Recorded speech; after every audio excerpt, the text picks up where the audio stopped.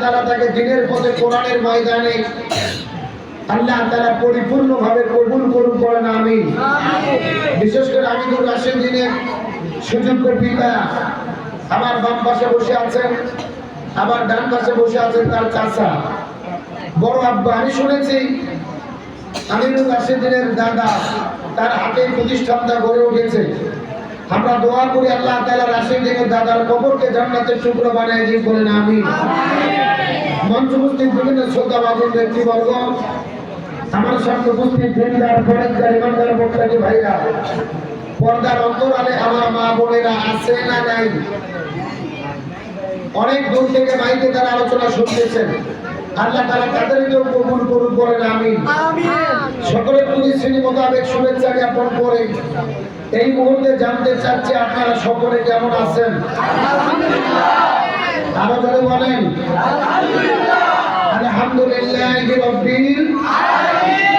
আল্লাহ তাআলা দয়া করে মায় করে মহব্বত করে আরামের ঘুম থেকে বেদন করে কোরআনের মহব্বতে জান্নাতের বাগানে আসার এবং বসার মতো তৌফিক দান করলেন।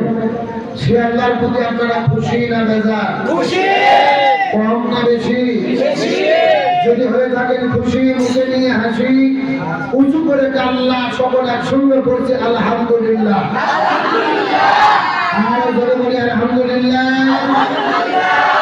রব্বানা লাকাল হামদ হামদান কাসীরান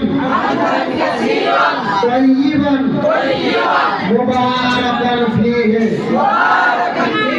চিৎকার করে বলি আল্লাহু আকবার। আর জোরে বলি আল্লাহু আকবার। বর্তমানে আল্লাহ আকবার বলতে কি কোনো ভয় আছে?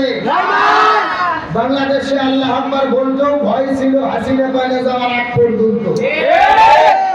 আজকে যদি শেখ হাসিনা বাংলাদেশে থাকতো, অনেক জায়গায় যদি আমরা এভাবে অপিলে আলোচনা করতাম, তাকবীর হতো, এতক্ষণে পুলিশ এসে আপনাদের এই ছোট কুমড়ো বড় কুমড়ো সব ঘেরাও করে নিত।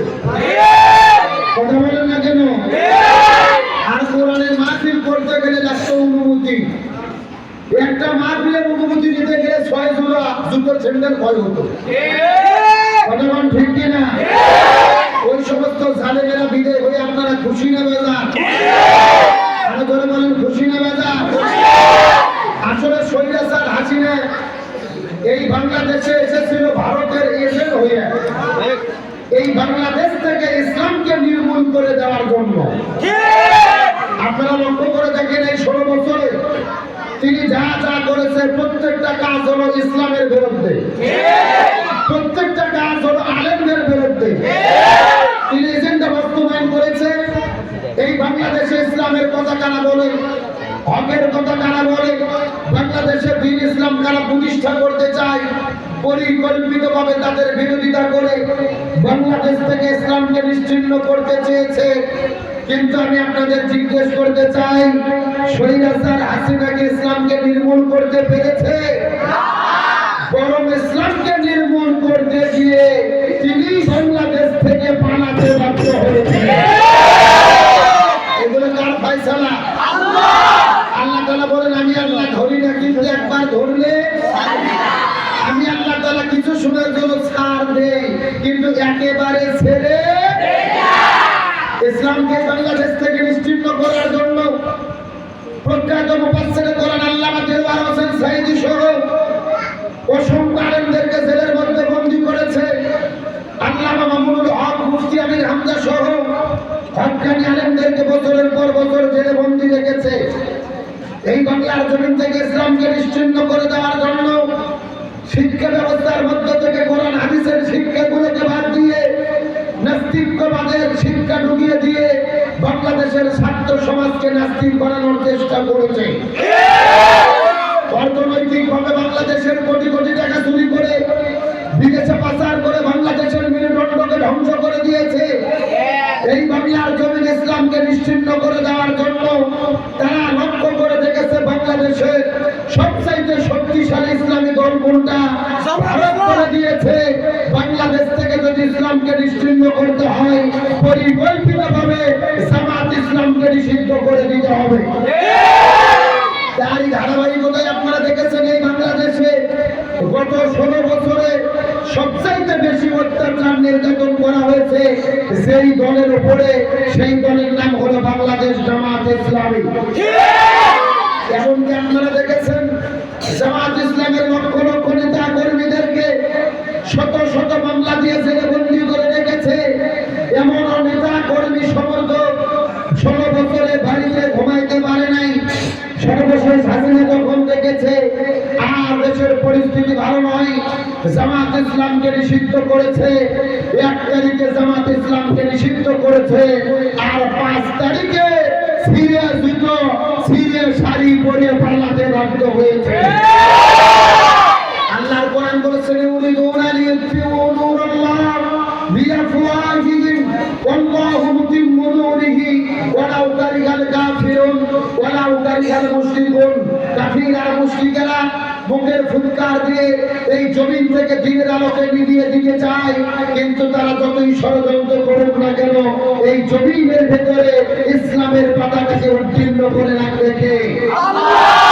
সুতরাং তোমরা 5 তারিখে জামাত ইসলামকে নিষিদ্ধ করেছো, 1 তারিখে আর 5 তারিখে তোমরা পালাতে বাধ্য হয়েছো। তার মানে বোঝা গেল জামাত ইসলামকে নিষিদ্ধ করা স্বয়ং আমার আল্লাহ সহ্য করতে পারে।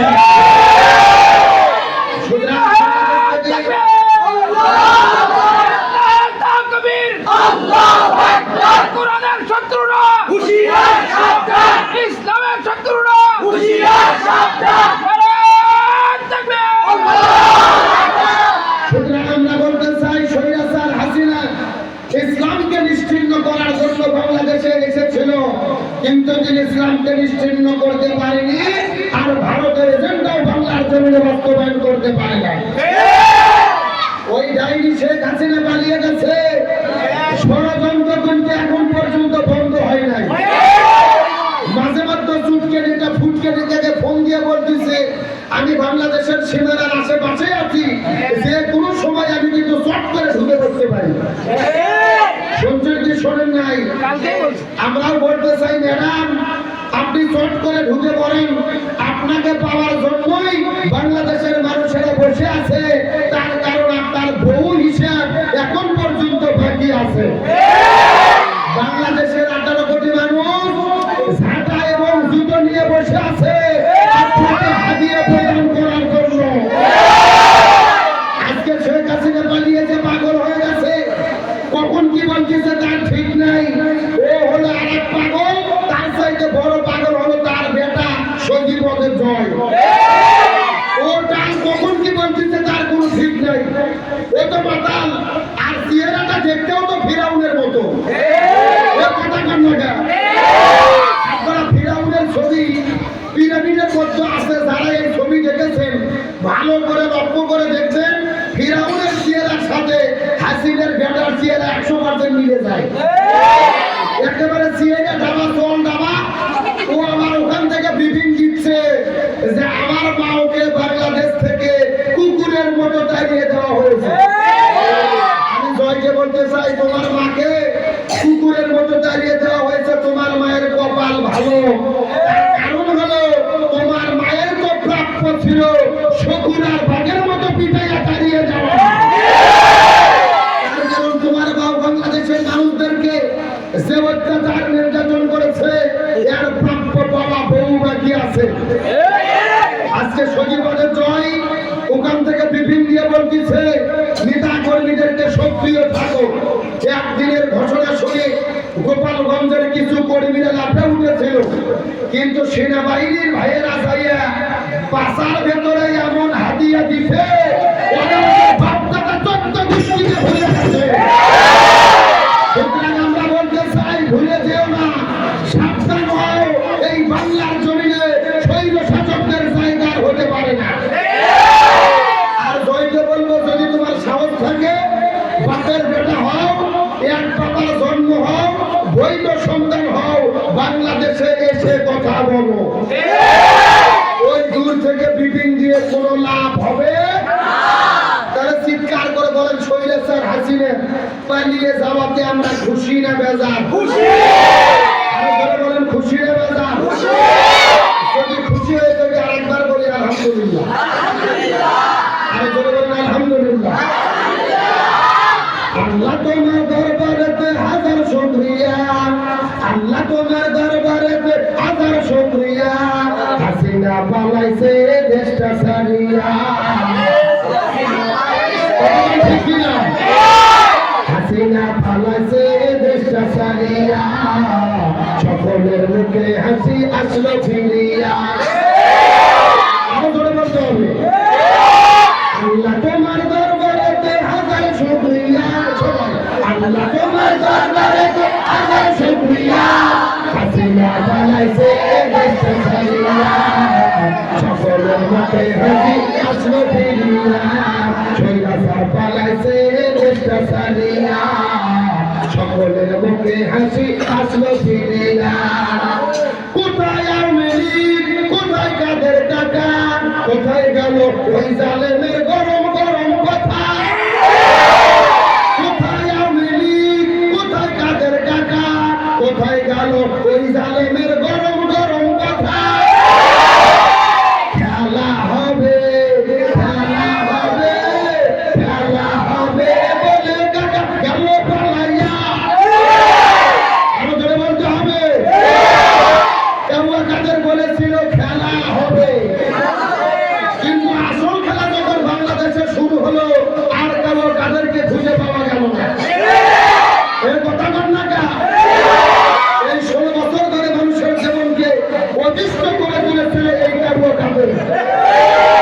আমরা বলতে চাই, তোমাদের যদি হিম্মত থাকে, তোমাদের যদি শক্তি থাকে, তোমাদের যদি সাহস থাকে, খেলার মাঠে আসো।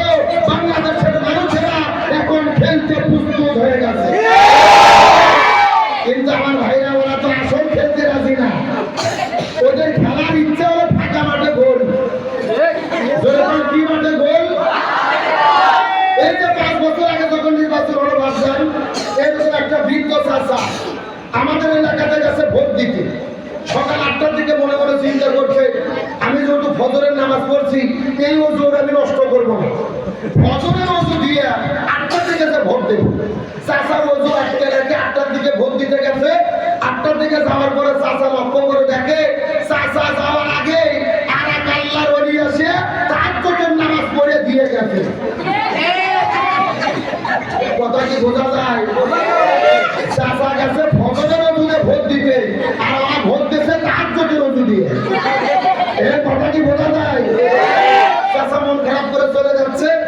কিছুক্ষণ পরে ছাত্রলীগের সোনার ছেলেরা আচ্ছা বলতেছে, চাচা আপনি মন খারাপ করেন না, চলে যান তো, আপনার ভোট দেওয়া হয়ে গেছে। এই কথা বলার পরে চাচা যখন চলে যাচ্ছে, তখন পিছন দিক থেকে ছেলেপেলে আমার ডাকতে দেয়, চাচা শোনেন, বাইরে যে চাচিকে রিসেপ্ট করবেন, চাচিও যেন না আসে, কারণ চাচির ভোটও দেওয়া হয়ে গেছে। তখন চাচা বলতেছে, কে মামা, তোমার চাচি মরে গেছে 6 বছর আগে। যেরকম 6 বছর আগে বলছি যে 6 বছর আগে তোমার চাচি মারা গেছে, আজকে কখন ভোট দিতে এসেছিল, আমাকে ডাক দিলে তো আমি একটু দেখা করতাম। কথা কি বোঝা যায়?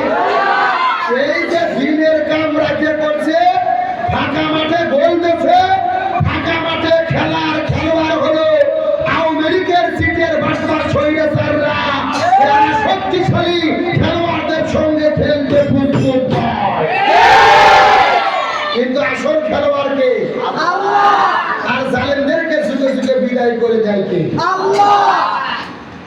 আমার প্রিয় বন্ধুগণ, মুসলমান ভাইরা গভীর মনোযোগ। আল্লাহ রাব্বুল আলামিন যুগে যুগে জালেমদের পরাজয় দান করে আর মাজলুমদেরকে আল্লাহ তাআলা বিজয় দান করেন। কথাগুলো সুন্দর করে বোঝার চেষ্টা করবেন। কিন্তু আল্লাহ তাআলা যখন জালেমদেরকে বিদায় করে দেয়, এদের বিদায় কিন্তু ভালো হয় না, বিদায় হয় লাঞ্ছনার সাথে, যন্ত্রণার সাথে। এই জমিনের ভেতরে হযরত ইব্রাহিম আলাইহিস সালাম চিৎকার করে বলেন, তো দেখি আমাদের জাতির পিতার নাম কি? ইব্রাহিম। যারা বলতেছে না এরা কারা? নানা লক্ষণ তো ভালো না, অন্য কেউ আছে নাকি? এরা আওয়ামী লীগ হয়ে গেছে। কে রে, এতদিন তো বঙ্গবন্ধু ছিল, এখন কি আছে? বঙ্গবন্ধু তো নাই, নাই তার মূর্তি ভাস্কর্য বলতো কুপায়া কুপোকা। এখনকার ইমান আমাদের ভয় আছে নাকি? কেন বলেন জাতির পিতার নাম কি? কে বলেছেন? আল্লাহ। বলেন আল্লাহ। আল্লাহ রাব্বুল আলামিন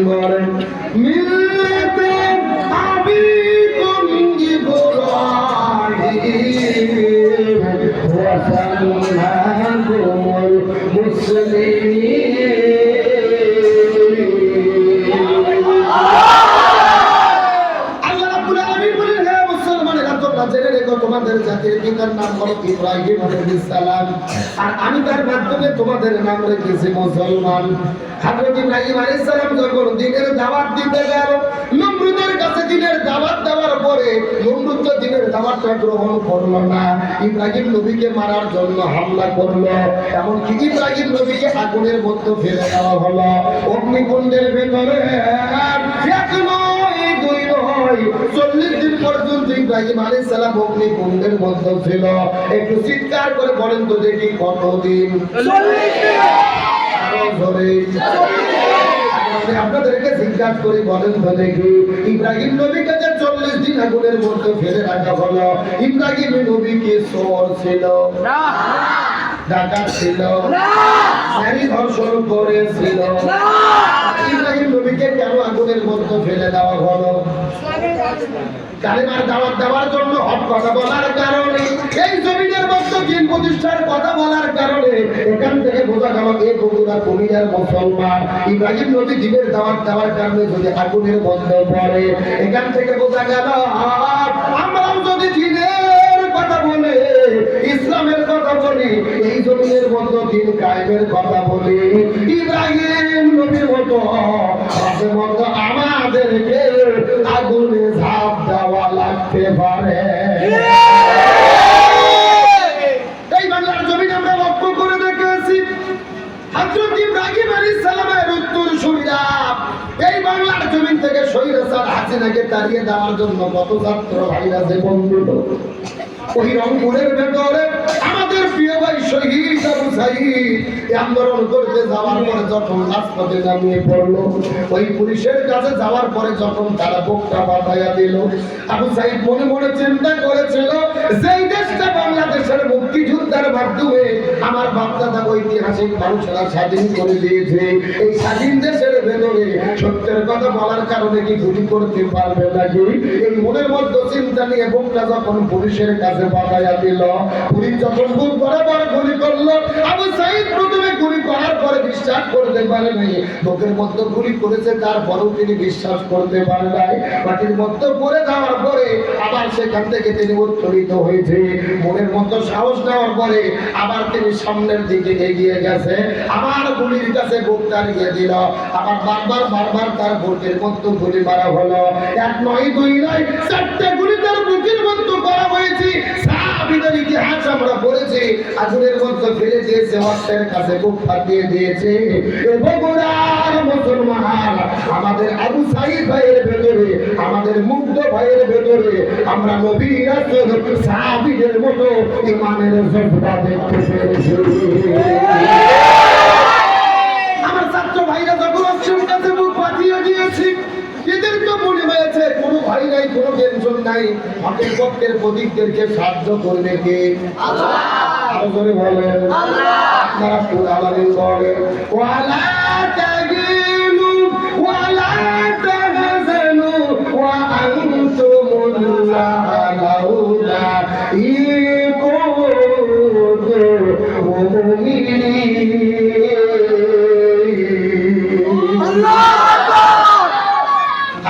তোমাদের জন্য কোনো ভয় নাই, কোনো টেনশন নাই, হকের পক্ষে থাকলে তাদের উপরে রহমত নাযিল করে কি?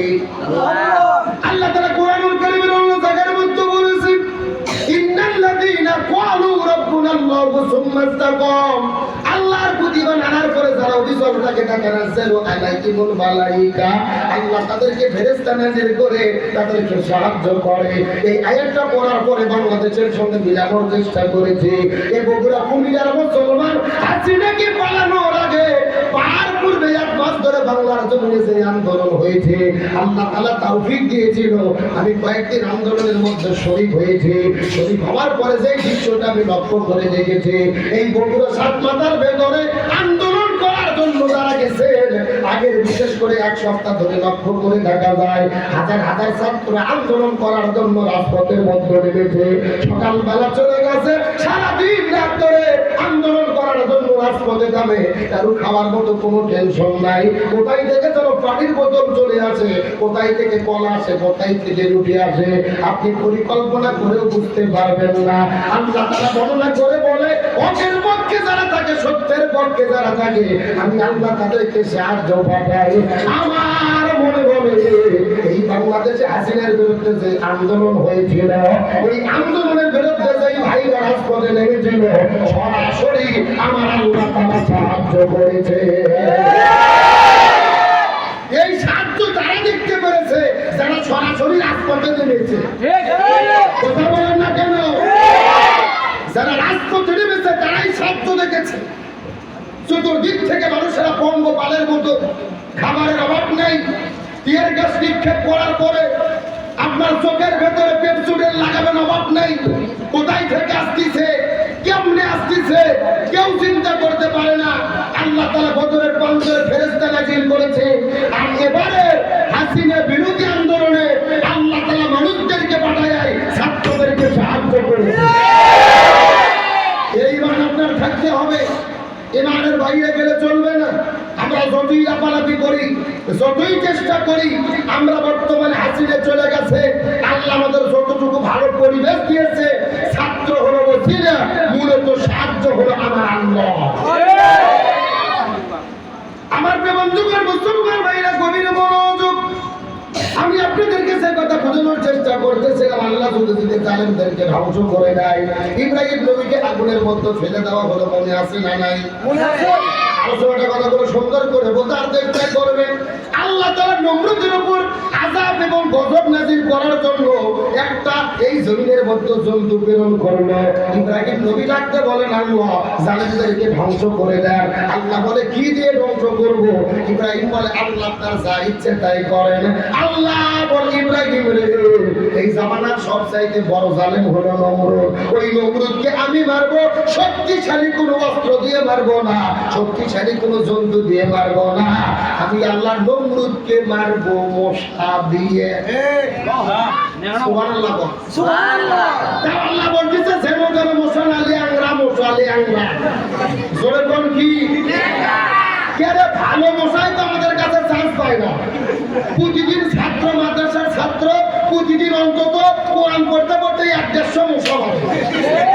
কথা বলতে তাও ওগুলো তো ন্যাংরা মশা না, ওগুলো ভালো মশা।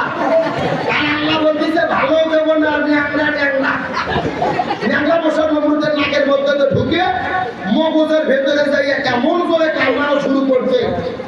নমরুদ পাগল হয়ে গেল। চতুর্দিক থেকে জোরে জোরে বলতেছে, আঘাত করো, আঘাত করো। পাশে ছিল নিরাপত্তা বাহিনীর কর্মী, বলতেছে, আমি কি দিয়ে আঘাত করবো? যাবা না, আশেপাশে তো কিছু নাই, আছে একটা জুতো। তখন নমরুদ বলতেছে, মাথার প্রচুর যন্ত্রণা, জুতো দিয়ে আঘাত করো। ওই নিরাপত্তা কর্মী জুতো বার করে নমরুদের মাথায় আঘাত করা শুরু করলো। যতক্ষণ জুতো দিয়ে আঘাত করে ততক্ষণ মশা কামড়ায় না। সুবহানাল্লাহ। আর যখনই বাড়ি বন্ধ হয় তখনই আমার কামড়ান শুরু করে।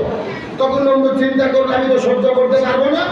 নিরাপত্তা রক্ষী নিয়োগ করলো, এর কাজ হলো 24 ঘন্টা শুধু মাথার জুতোতে বেরিয়ে।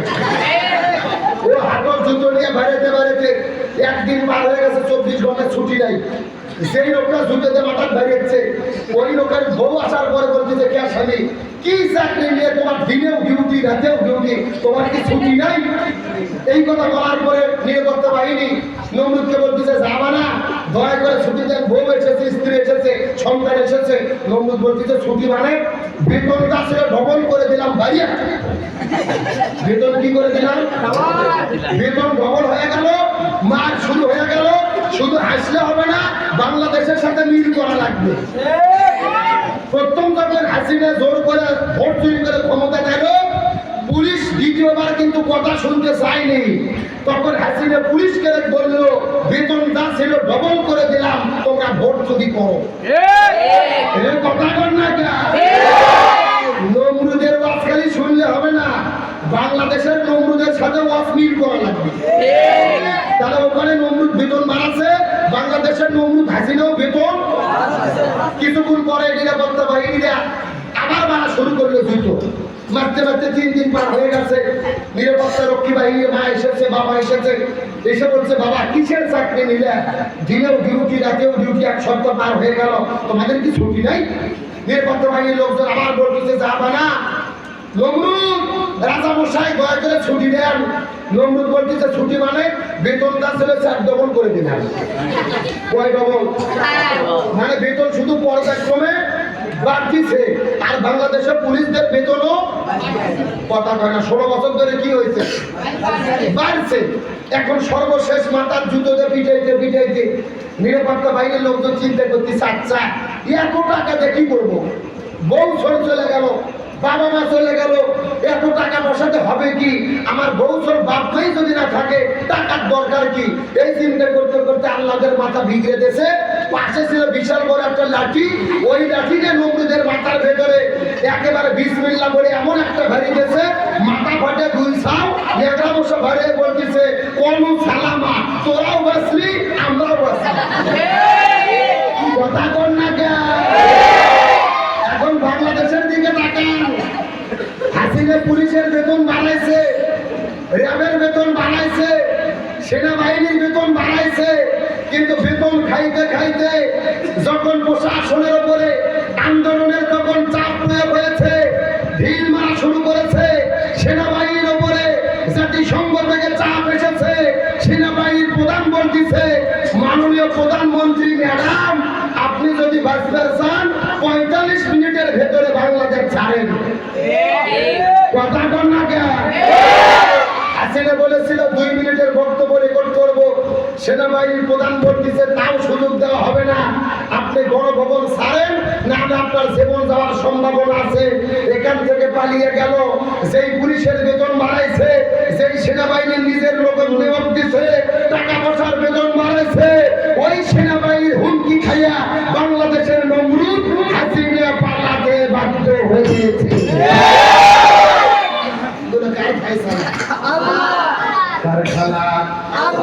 এই জন্য আল্লাহ রাব্বুল আলামিন বলেন, ওয়া মাকারু ওয়া মাকারাল্লাহ আল্লাহু খায়রুল মাকিরিন।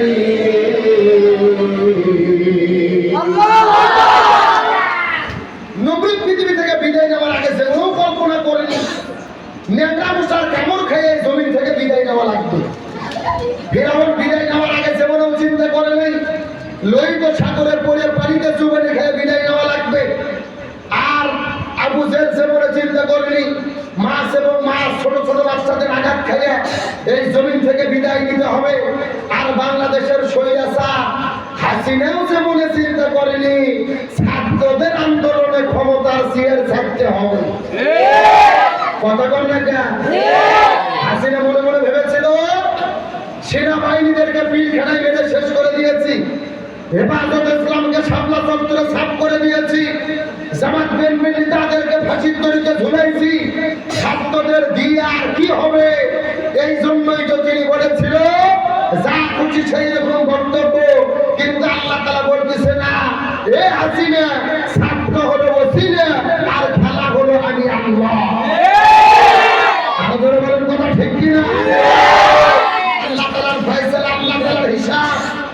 কিন্তু এই জমিনের মধ্যে আমরা সুস্পষ্ট করে বলতে চাই, এই জালেম সরকার বাংলাদেশে তৈরি করেছিল আয়না ঘর। জোরে বলেন কি ঘর? যে আয়না ঘর শব্দটি অক্সফোর্ড ডিকশনারির ভেতরে ছাড়তেও পাওয়া যায় না। যে আয়না ঘরের ভেতরে হাজার হাজার নিরপরাধ মানুষদেরকে 13-14 বছর ধরে তারা বন্দী করে রেখেছিল। আমার প্রিয় ভাই ব্রিগেডিয়ার আমার আজমি এক সাক্ষাৎকার দিতে গিয়ে তিনি কেঁদে কেঁদে বলেছেন, 13 বছর ধরে আয়না ঘরের মধ্যে বন্দী ছিলাম, আমাদেরকে দুনিয়ার আলো দেখতে দেয় নাই, প্রকৃতির বাতাসকে দেখতে দেয় নাই, এমনকি ফজর নামাজের যখন আজান হতো সারা দিনের আজান পর্যন্ত শুনতে দেয় নাই। আজান যখন শুরু হতো তারা ডিজে গান বাজানো শুরু করতো। ব্যারিস্টার আরমান বলেছে, এই যে আমরা ছেলে বন্দী ছিলাম আয়না ঘরের ভেতরে, জীবনে কোনোদিন ভাবি নাই আর সূর্যের আলো দেখবো, বাইরের বাতাস খাবো। এইরকম হাজার হাজার নিরপরাধ মানুষদেরকে আয়না ঘরের মধ্যে বন্দী করে রেখেছে। আল্লাহর কোরআন বলেছে, কুতিবা আলাইকুমুল কিসাস, জীবনের পরিবর্তে জীবন